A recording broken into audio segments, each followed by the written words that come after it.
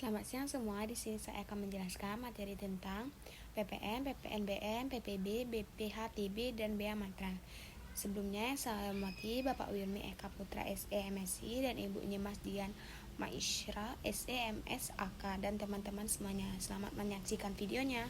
Yang pertama, PPN atau pajak pertambahan nilai. Pajak pertambahan nilai adalah pajak yang dikenakan atas setiap pertambahan nilai dari barang atau jasa dalam proses produksi dan distribusi. PPN termasuk pajak tidak langsung karena pihak yang menanggung pajak adalah konsumen akhir, sedangkan pihak yang memungut dan menyetorkan pajak kepada negara adalah penjual atau pengusaha yang telah dikukuhkan sebagai pengusaha kena pajak atau PKP. Objek PPN meliputi penyerahan barang kena pajak atau BKP dan jasa kena pajak atau JKP di dalam daerah beban yang dilakukan oleh pengusaha, impor barang kena pajak, pemanfaat jasa atau barang tidak berwujud dari luar negeri, serta kegiatan ekspor tertentu. Namun, tidak semua barang dan jasa dikenakan PPN. Beberapa barang kebutuhan pokok, jasa kesehatan, jasa pendidikan, dan jasa sosial termasuk yang dibebaskan dari pengenaan PPN karena dianggap berkaitan langsung dan dengan kepentingan masyarakat luas. PPN memiliki beberapa fungsi penting dalam perekonomian negara. Fungsi utama PPN adalah sebagai sumber penerimaan negara yang digunakan untuk membiayai pembangunan, pendidikan, kesehatan, dan berbagai program pemerintahan lainnya. Selain itu, PPN juga berfungsi sebagai alat pengatur kegiatan ekonomi karena pemerintahan dapat menyesuaikan tarif atau memberikan pembebasan pajak pada sektor tertentu untuk mendorong pertumbuhan ekonomi.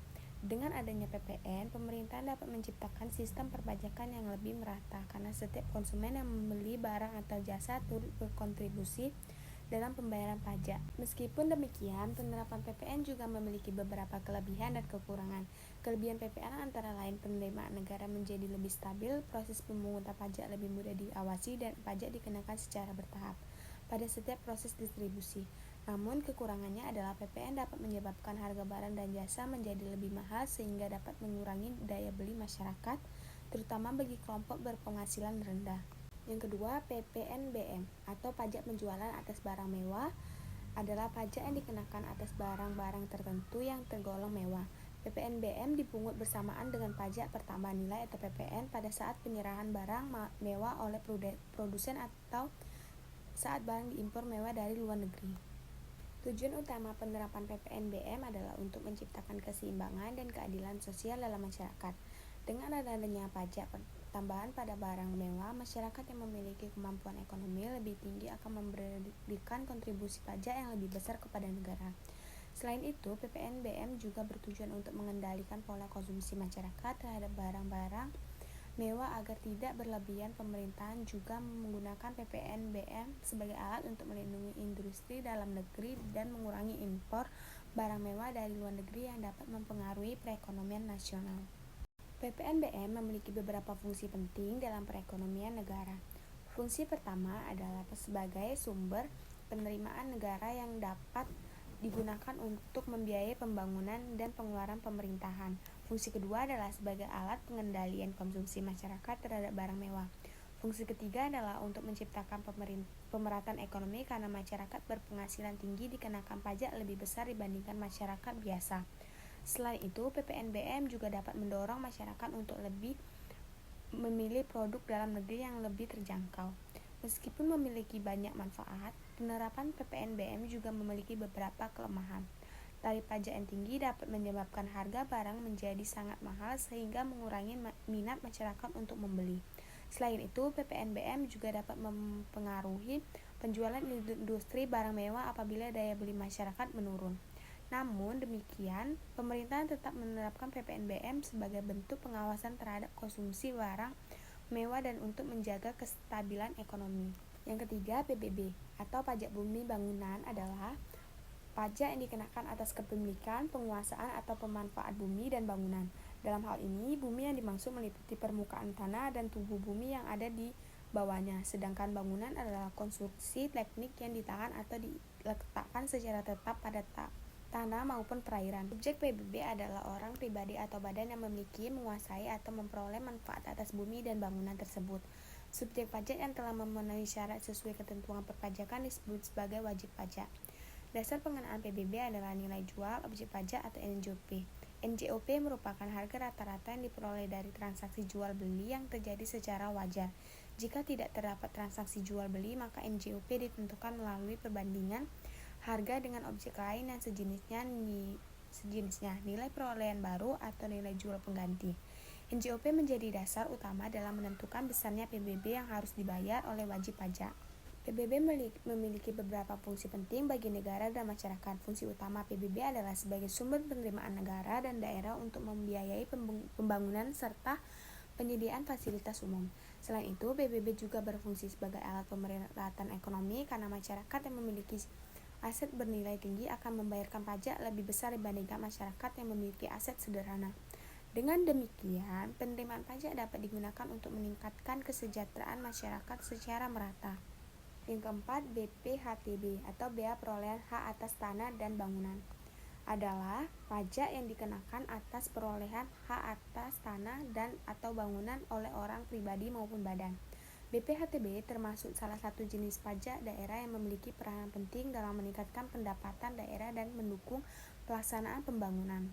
BPHTB pada dasarnya merupakan pajak yang dibayar oleh pihak yang memperoleh hak atas tanah dan bangunan tersebut.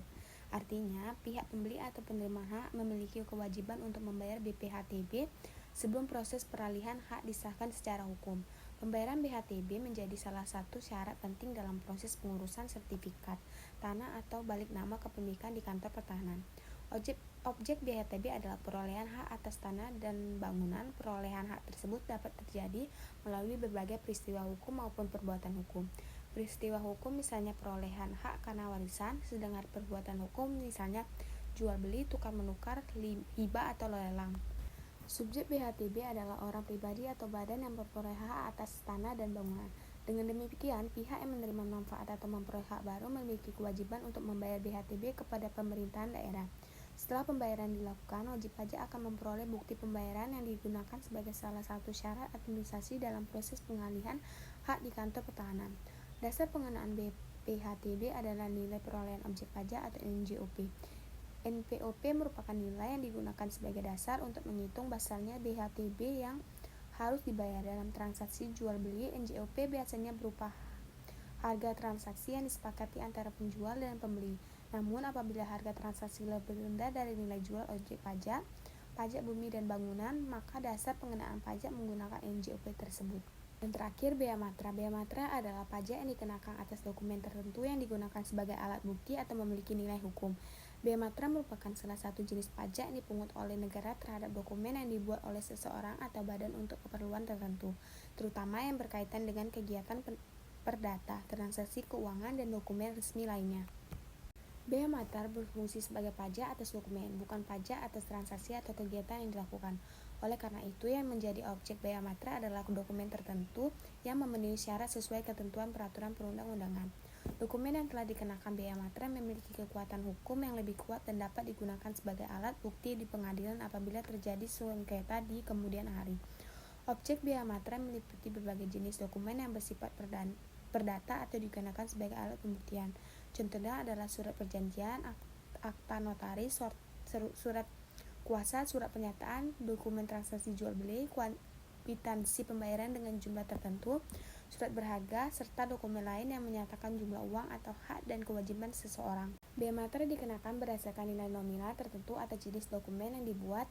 Saat ini, tarif bea matra yang berlaku di Indonesia adalah sebesar 10.000 untuk dokumen yang memenuhi ketentuan pengenaan bea matra. Dokumen yang dikenakan bea matra umumnya adalah dokumen yang memiliki nilai uang tertentu atau dokumen yang dapat digunakan sebagai alat pembuktian di pengadilan. Misalnya surat perjanjian kerjasama, kwitansi pembayaran, surat pernyataan utang, dan kontrak jual beli. Apabila dokumen yang seharusnya dikenakan bea matra ternyata belum dipenuhi materai, maka dokumen tersebut tetap dapat digunakan, tetapi harus dilakukan pematraian kemudian sesuai prosedur yang berlaku.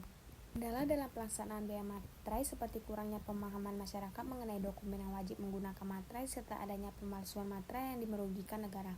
Oleh sebab itu, pemerintah terus melakukan sosialisasi dan pengawasan agar penggunaan bea materai dapat berjalan dengan baik dan sesuai ketentuan hukum yang berlaku. Yang terakhir, kesimpulan. Pajak memiliki peranan yang sangat penting dalam kehidupan masyarakat dan pembangunan negara. Pajak merupakan sumber utama penerimaan negara dan daerah yang digunakan untuk membiayai berbagai kebutuhan pemerintahan, seperti pembangunan infrastruktur, pendidikan, kesehatan, dan pelayanan publik demi meningkatkan kesejahteraan masyarakat. PPN dikenakan atas pertambahan nilai barang dan jasa dalam kegiatan ekonomi, sedangkan PPNBM dikenakan pada barang-barang mewah untuk menciptakan keadilan sosial dan mengendalikan konsumsi barang mewah. PBB dikenakan atas kepemilikan atau pemanfaat bumi dan bangunan yang memiliki nilai ekonomi, sementara BPHTB dikenakan atas perolehan hak atas tanah dalam bangunan melalui berbagai bentuk peralihan hak. Selain itu, B-Matra dikenakan pada dokumen tertentu yang memiliki nilai hukum dan digunakan sebagai alat pembuktian dalam kegiatan administrasi maupun hukum. Sekian presentasi dari saya, terima kasih.